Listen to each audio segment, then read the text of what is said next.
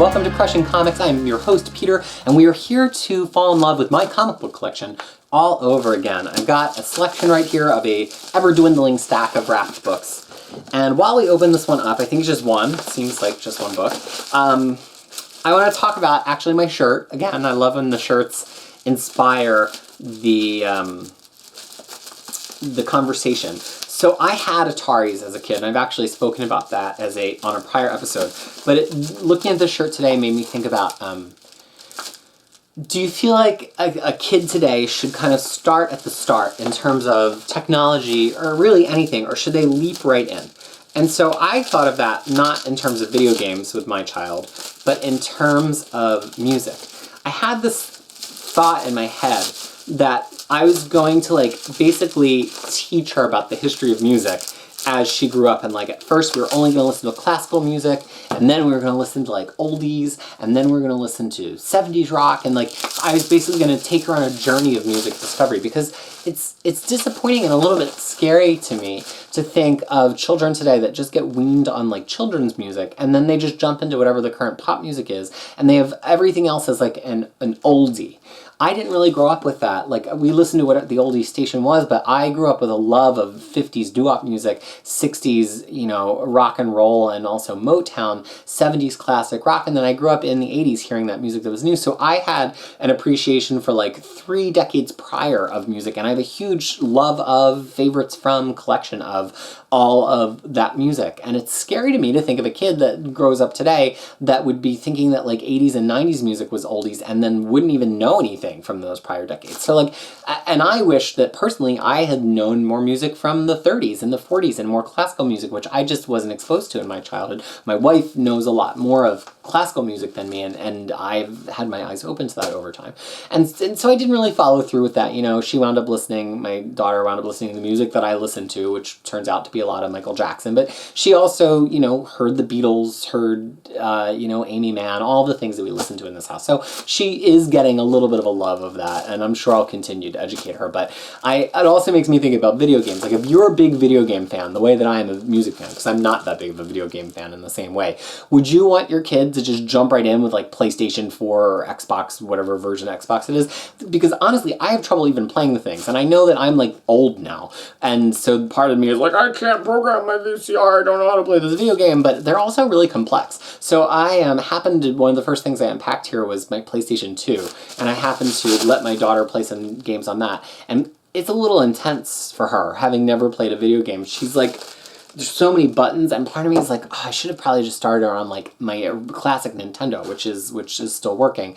And so I wonder, if you're a big video game fan, did you start your kids with the newest multi-buttoned, totally digital, whatever video game? And then if you did they ever go back and enjoy platformers, or they just always think everything is in stunning 4K 3D, So that's what this shirt made me think of today. Let's see what book we got.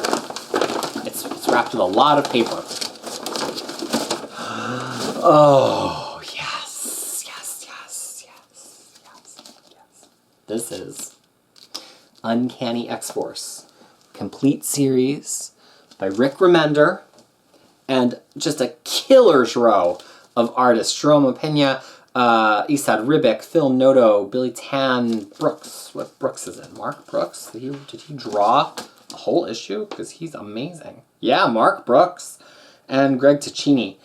This is one of my favorite X-Men runs of all time. If you were to ask me what are my top 5 X-Men runs, actually 2 of them must be in the books we have yet to open, because I haven't seen them yet. Because I would probably say this, I would say Claremont, I would probably say Peter David X Factor, which is not an oversized format, unfortunately, and I would probably also say Astonishing X-Men and maybe Ecstatics, and we haven't seen those yet, so they must be coming up in this star-studded race to the finish line. But this book, man, first of all, this has become a really hard to find Marvel omnibus. I can't believe they haven't reprinted it. I can't believe they didn't print hundreds of thousands of them to begin with. It's such a great run. It's so self-contained. It has Wolverine and Deadpool. Good lord, they do so many omnibuses just of Wolverine and Deadpool. You would think the 2 of them being in this omnibus would be a sign that they should print a lot of it, but it went out of print very, very quickly. And Gosh, what even to say? So we've come straight from Second Coming, which I know we haven't talked about in this series yet. That's also got to be one of the few books I've got. I guess we know what the next 4 books are, but we'll see. We're coming out of Second Coming. You know, this House of M decimation period is over. The mutant race maybe is on its way back to rebounding. But that's no reason to let up on protecting the mutant race. And Wolverine had just led an X-Force team in Kyle and Yost's outstanding X-Force that they were kind of being proactive and trying to take out the threats ahead of time. And Cyclops finally says, we're not going to do that anymore. I'm not going to be a party to that. We're going to be a single unified mutant race. We're not going to have a team of killers kind of off to the side taking care of these things. Except for Wolverine knows that the ends justify the means, and you still need a team that's out there to do this kind of dirty work. He understands it. And so we get a tease of that in the final moments of Second Coming as we see Wolverine kind of flying away with a team that includes Psylocke, who had never before been one of these kind of like X-Force-y, hyper-violent characters, although you have to ask why, because Psylocke is definitely that kick-ass. And he's also got Archangel, who we already had involved, Deadpool, who had never been an official member of an X-Men team before, and Phantom X. And I remember when that first cover was teased, because this was right when I was coming back to comics, like the month I was coming back. And I remember the characters being blacked out and people being like, I don't know, who do you think it's going to be? Do you think it's going to be Gambit? Who is that? And like just the huge freak out when people saw that it was Psylocke, who'd only really been back in for a year after she had been dead for a little while. So Wolverine assembles this team, and the first mission he gives them is, we are going to stop Apocalypse from coming back. Now, Apocalypse had last appeared in Blood of Apocalypse, which we talked about a few issues ago because it's directly before Mike Carey took over X-Men, which became X-Men Legacy, and that was the last we had seen of Apocalypse. But now we find that there is a young Apocalypse being developed, like a clone of him that's being grown, and we don't know like what the whole story is, but Wolverine is determined that his team is going to find this clone and kill him. And what the team winds up finding out pretty soon, although not as soon as we see it as the reader, is this clone is just a little kid. So in this first arc, which is one of the best arcs of X-Men I can think of, the Jerome Pena art colored by Dean White is outstanding.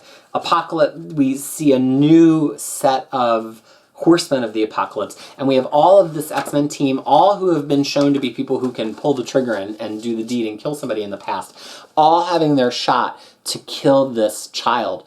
And who is anybody going to do it? Wolverine can't bring himself to do it, and this is part, I think, of his journey to Schism, where he finally says to Scott, like, we cannot be turning out child warriors anymore. A lot of people pretend that that only really happened in the Jason Aaron Wolverine series, but I think this was a part of that too.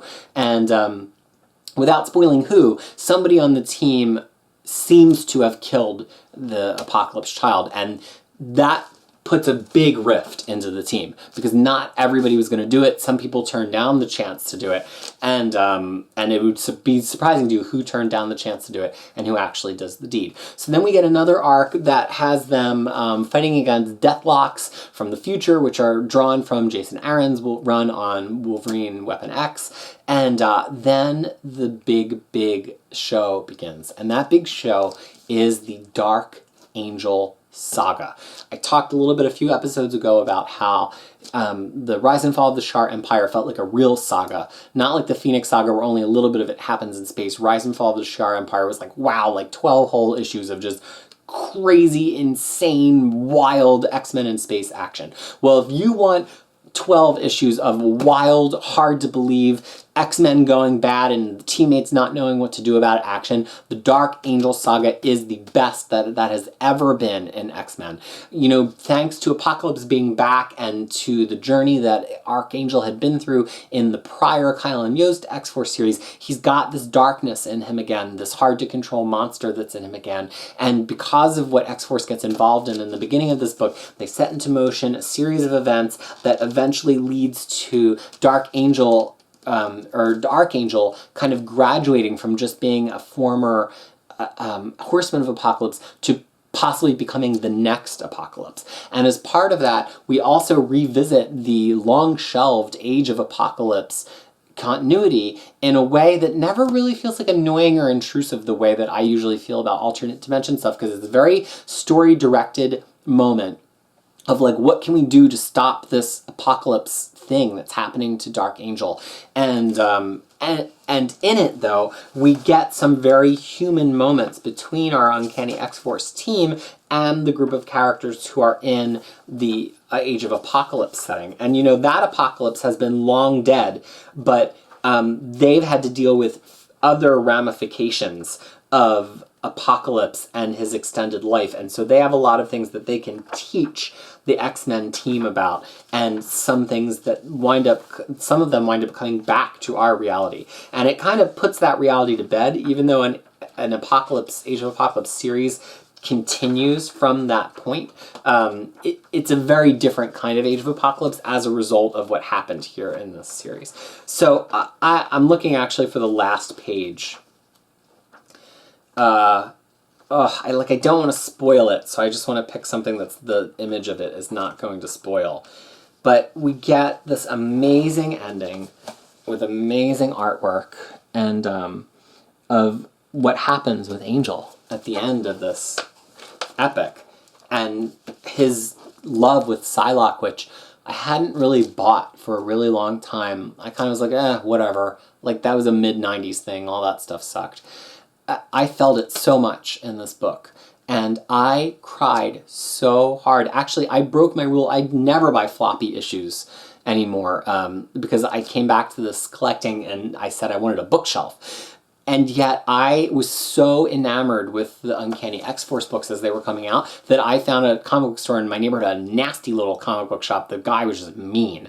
And I would go in when Uncanny X-Force came out to buy the new issue every month because I was so obsessed with what was happening. And that was the only book that got me into a monthly mode at that point. And I remember reading what happened in the last issue of the Dark Angel saga, and I was crying so hard that I think I got tears on the comic book, and I was like, well, they're not going to save that issue in a bag and a board to sell because it's covered in tears. So that's the first half of Uncanny X-Force, and that's in its own complete collection. So the second half meanders a little bit more. You can see that Rick Remender's trying to do a bigger thing, but now he's up against the constraints of other things that are happening in the Marvel Universe.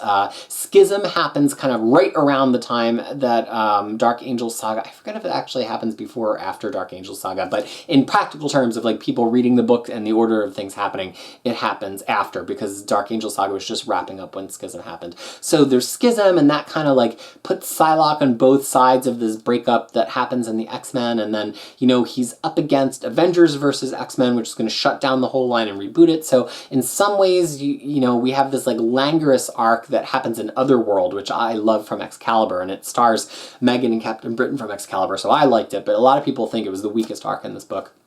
And it feels like very languorous and relaxed compared to what happens after that, which are like just like they do some time traveling and they come back and then they're fighting 4 more horsemen and then there's Sabretooth, and it just kind of seemed to unspool very quickly, and Remender is just like trying to get the book out. And I remember it actually had an increased shipping schedule at that point, which seemed surprising to me because I was like, wow, this is a book that has a really high quality of art. It must be really expensive for Marvel to like make more than one per month. But they were really just trying to get as much of the story out before the Avengers versus X-Men hit. And then basically all of the themes of this book continue into Uncanny Avengers. So we continue to get the resolution of some time traveling stuff, and ultimately that involves Kang in Uncanny Avengers. But then we also get some Red Skull stuff in Uncanny Avengers, and Uncanny Avengers, even into All New, All Different Marvel, as it's being written by Jerry Dugan, continues to pay off some of the themes that were started here in Uncanny X-Force, even though at that point there's no more characters from this team on Uncanny Avengers. It starts out with Wolverine, and so that's part of how some of this stuff carries over. But by the point we hit All New, All Different Marvel, Rogue is the main X-Men who's been a threat on the team, although Deadpool does come back. So the story is just amazing. This made Remender beloved by X-Men fans. They thought he could do anything. People, including me, were like, turn over the whole line to Remender. And then he was okay in Marvel now. He clearly was destined to be writing creator-owned stuff, and he's been great on that. But the other thing is, he brought in a killer's row of artists here. Okay, you still had artists who we've seen before, like Billy Tan, but Phil Noto, to get him for this run on Uncanny X-Force was amazing, and he had been on X-23 prior to this. Jerome Opeña was pretty much like a Remender recruit to Marvel because he had drawn Fear Agent with Remender, and this was just a book that, like, you knew every month. God, it's so good. You just knew you were going to open it every month and you were going to get amazing art. Like, it just became synonymous with, it's going to be the X-Men book with amazing art. And they really carried it through the end. And part of it was having Dean White as a colorist. Dean White actually became how I understood what good colors were and what they meant. And the way that I came to that realization is that Dean White highlights his colors, and I don't know if you're going to be able to see this with me holding a book up, but he highlights in white. You can see it in this guy's flush here. So he doesn't just fill in color. He doesn't just go with what the artist has drawn. He actually will draw white and reinsert white space on top of that. And at this time in 2010, this was not a popular coloring style at Marvel. You might see somebody put like a shine on something, like a reflection, and that would be how they would use white, but you didn't really see colorists like drawing with white over top of existing art to create like reversed out shading. And so I started to like really notice how much I loved the Dean White issues compared to the other issues. And when he wouldn't be the colorist, I'd be like, eh. So, and he actually colored almost every issue all the way through issue 20. Actually, he still colored 20 to 23. He colored through 35. Basically, Dean White colors almost this entire series. So this goes to something that I say frequently, and I said it in a recent This Week in X video. The colorist is the artist who has the most control over the consistency of the book, not the writer, not the line artist or the inker, the colorist. Because if the colors are always the same, it maintains a tone. And Dean White maintained that tone through this book, and honestly, he's such a big part of it, it's offensive to me that he's not credited on the spine, because he's a huge part of this book's identity, and why nothing else on the stands looked like it at the time. So this material has my highest possible endorsement. You do not have to read anything before it. It's one of those things that starts cold, and you kind of feel like, oh, is there something else? Am I missing something here? Did I miss some build-up, which is why this apocalypse thing is happening? And you didn't miss any of the build-up. Remender is starting from a cold start. The things that refer to prior titles would be, yes, it refers a little bit to Archangel's development and the Kyle and Yost X-Force, and it's just a great book, so I would recommend reading it. And the Deathlock thing is from the Wolverine run by Aaron, but you don't need to have read it to appreciate what's happening here. And everything else here is very much contained just within this book, and it's referencing years and years of continuity, including things like Otherworld and Age of Apocalypse. So hugely, hugely, hugely recommended, especially if you're looking for something that's not main flagship X-Men, that's still great X-Men. This might be the best example of that alongside Peter David's X-Factor. And I'm so happy to own this omnibus. You know, before I moved, I kind of took an eye to my wall of omnibuses and I said, are any of these worth a ridiculous amount of money? And I could easily replace them, you know? And I had this in my hands, and I also had Hickman's Fantastic Four in my hands, and I ultimately sold the Hickman.